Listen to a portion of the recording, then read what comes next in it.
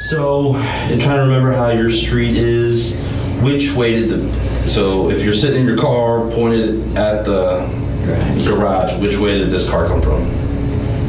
Right here, the right side, that little street there. I don't know what it's called. So the street behind you? Behind me, yes. Because the way and I probably have you draw it out later, but so the street behind you. I know what you're talking about. I remember being there. Okay. It's directly behind my neighbor's driveway, and I'm one over. So I could see them whip around, come out of there, and all they did was come right around, right to my house. Okay. So he jumps out of the car. He jumps into the passenger front side of your car. And where does he jump out of the silver car from? I don't know. They asked me that. I really wasn't paying attention. I want to say the back seat, but that may not be true. I keep trying to remember. I thought, and that may not be true. Were there other people in the vehicle? There was a driver. All I saw was a driver because he squealed away. So I was like, what the hell? And he looked. What was the most distinctive thing about the driver that you remember? Dark hair, was kind of like a buzz cut, and dark skin, like Hispanic, maybe, something like that. What crosses my mind, I don't know. It could be anybody. I don't know if they were Hispanic, but that's what crossed my mind. Okay, so you got it. All right, Mark, what do you got? Yeah, so look, quite good descriptive geography that she's doing there. Although one of the arms goes way, way out, in a certain camera angle, it would leave the frame. Sorry, Greg, it looks like I'm stealing your thunder on that one. Mine. I'm okay. And you may have this one as well, Greg. At the same time, her legs retract underneath her and her ankles lock together as well. So, look, at this point, we're 3 videos in for me, and I was just kind of searching around on the first 2, not really knowing what on earth is going on here. But at this point, I go, hang on. There's something up with this story. There's a little more pressure around her description of this. This description may not have happened. I mean, it's good. I mean, it's geographically, it seems kind of good, but one bit is too extreme, and the retreat with the feet at the same time, just as you were saying, I think, Greg, it could be something that happened somewhere else, and it's been, maneuvered in here. And then she goes for the suprasternal notch here, which is just this little bit here, which is an interesting part of the body, because obviously your trachea is here, and if your trachea gets hurt, well, you can see what happens to my voice if I press in there. It's a very vulnerable area, and what you'd expect to happen is when somebody's under stress and pressure, they will turtle in, and you'd think, okay, well, that protects it. Well, it doesn't protect it at all. Yeah, this part of the trachea is vulnerable most all of the time. It's really hard to protect it. Is you finding that funny, Scott? You find that one like Ricky Gervais in the bath, if you've ever seen the pictures of him. Oh man, those are classics. Yeah. Classics. So look, it's interesting that she goes for this notch at this point. Very, very vulnerable area with all of this. Video 3, this is where I go, okay, there's something up with the story here. There's something way deeper that's gone on here. Scott, what you got on this one?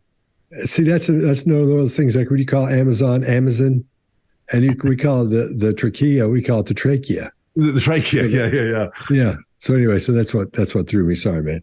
Yeah. All right, the big cue we see that doesn't fit here is that lip compression, and so that we assume that's adapting at that point. She's getting rid of that built-up stress or tension, because these can get pretty big in there on her.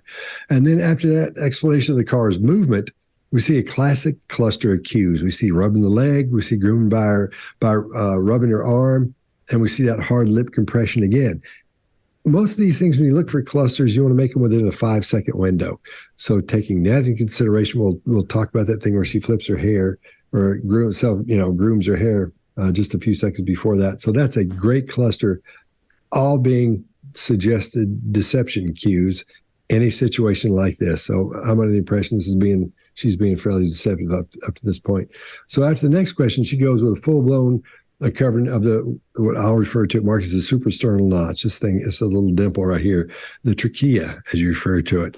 And so that lets us know there's a lot of stress. When you call someone, especially a woman, you say, "Oh, your kid broke its arm, or his or her arm, or this happened or that hurt," and they'll touch their suprasternal notch.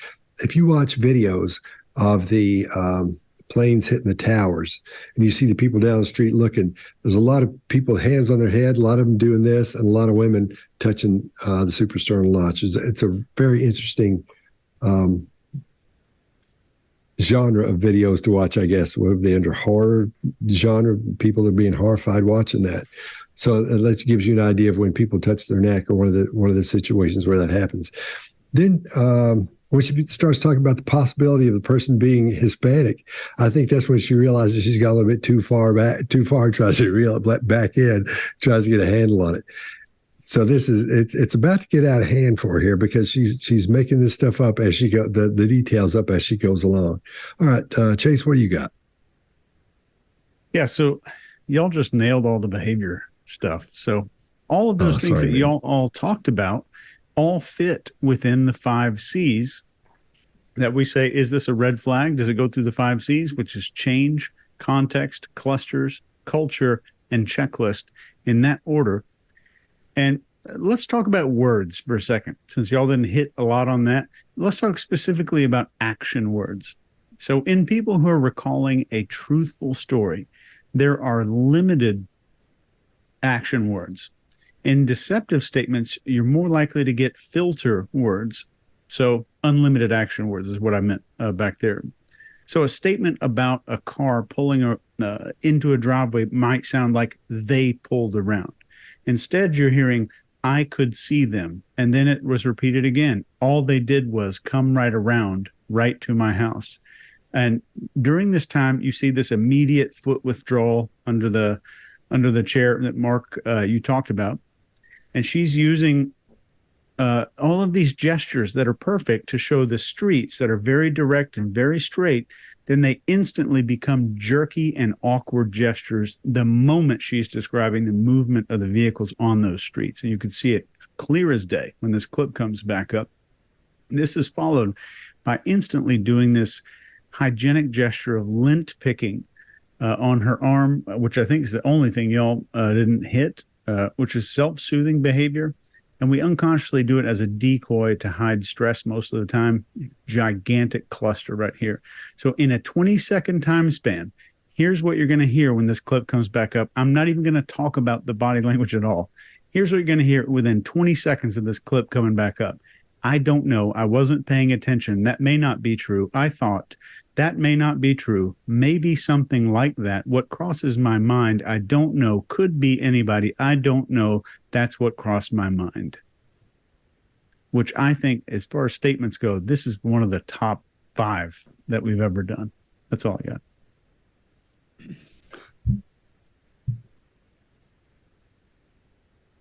Wait, got it. Who is No, I haven't gone yet. Oh, yeah, sorry, so let's talk about another thing that's one of the most top 5. First of all, I'm just going to tell you, this has one of the most pronounced clusters we've ever seen. If I were going to use anything ever for a cluster in a video, it's this one. I'll get to that in just a second. But let's first start talking about interrogation. Interrogation is one of many different things. Interrogation can be about confession and closure. Interrogation can be about discovery. And that can be police interrogation or intelligence interrogation. Those, you don't assume that the person's guilty. You're trying to fish and get information. I think that's where we're at right now. We're trying to get enough information to figure out what we think. We don't have enough evidence. The evidence hasn't been collected. I think this is not long after the shooting. She's back to this wide elbows away from the body. I talk about transference as a lie style. I say there are really 4 kinds of lies: omission, commission, embellishment, transference. Embellishment, you know what omission is, leaving it out. Commission's creating it. Transference is the big one. I take Chase's life and turn it into mine. If I'm talking about an intersection and cars are there traveling, I've seen cars do that, so it's easy enough. So she would be a great geography teacher because she's expressioned and all of that, Mark, to your point. She's really big. That's why I scratched off my note, oddly enough. But we're not using read at this point. The other thing that you're talking about is an adapter there, Chase. There's a very faint, I use it in my class all the time. There's a picture of Hillary Clinton doing exactly that when she's in front of Congress. It's not a political statement. She's there, they're grilling her, and she looks away, and she suddenly goes, oh, I better have a reason to be looking away. And she picks lint and moves back rigidly. This woman does the same thing. It's forced grooming to create some reason she did it. All of us from childhood on want to have a reason we do things. And, once we're rational and aware of who we are, so we try to find a reason to look rational and not stupid. It's what we do. She leans in and shows some displace as she's listening to these guys, and she's got romance or eye lock where she's trying to make sure these guys agree with her until they get to the really tough questions. When they get to the really tough questions, she does all that stuff. Her blank rate increases. Now you're going to see a cluster like very few we've seen. She begins to cover. She covers the suprasternal notch or maybe even massages it. And there's a reason some people might do that, even without regard to the suprasternal notch. Many people blush on their chest when they're feeling stress, and they're aware of that. You see it in women because of clothing choices, but there are men who do it too. Trust me, having interrogated enough men, you'll see it on their chest as well, just more pronounced in women most of the time, and a lot of time by clothing choice. When you're conscious of it, you're going to cover, but that suprasternal notch is likely what we're seeing. Let's go to even more of a cluster. She stares right down the camera, which we don't often see. She's keenly aware the camera's there. One shoulder rises at dark-skinned Hispanic, followed by closing the neck of the garment. There's a barrier for you. Her elbow jumps away from her body. I forget, you call that some kind of a joust procedure, Chase, but her elbow jumps away from her body. She turtles, and then she stops moving. She barriers with her hands, grabs a napkin, and starts to release nervous energy in sacred space. Guys, you don't get much better than that cluster of behaviors in response. Never mind all the words about maybe I'm wrong, maybe I'm making this up, maybe it's not right. This is one of the single best examples of clusters we've seen. Now I'm starting to lean over and go, from here on, you got a lot of work for me to believe what you're saying. That's all I got. Yeah. And the thing about the lint picking, it's a form of disrespect as well. Because if I was talking, let's say I'm talking to you, Greg, and as you're telling me something, get after me for something. So, talk about how big my nose is. Don't be talking to me about lint picking.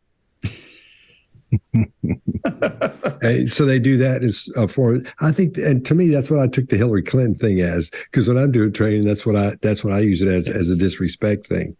But she's rigid when she looks over. Yeah, it's so wild. Yeah, I've seen people do that in meetings when they're getting where there's like a little fuss, and one person think they're under the impression they're cooler than the other person, and they'll do that. The eyewitness is you. So, in trying to remember how your street is, which way so if you're sitting in your car pointed at the garage, which way did this car come from? Right here, the right side, that little street there. I don't know what it's called. So the street behind you? Behind me, yes. Because the way and I probably have you draw it out later, but so the street behind you. I know what you're talking about. I remember being there. Okay. It's directly behind my neighbor's driveway, and I'm one over. So I could see them whip around, come out of there, and all they did was come right around, right to my house. Okay. So he jumps out of the car. He jumped into the passenger front side of your car. And where does he jump out of the silver car from? I don't know. They asked me that. I really wasn't paying attention. I want to say the back seat, but that may not be true. I keep trying to remember. I thought, and that may not be true. Were there other people in the vehicle? There was a driver. All I saw was a driver. Because he squealed away, so I was like, what the hell? And he looked... what was the most distinctive thing about the driver that you remember? Dark hair, was kind of like a buzz cut, and dark skin, like Hispanic, maybe, something like that. What crosses my mind, I don't know. It could be anybody. I don't know if they were Hispanic, but that's what crossed my mind. Okay, so you got it. If you like this video, get the full body language breakdown and analysis on our main channel by clicking this video right here.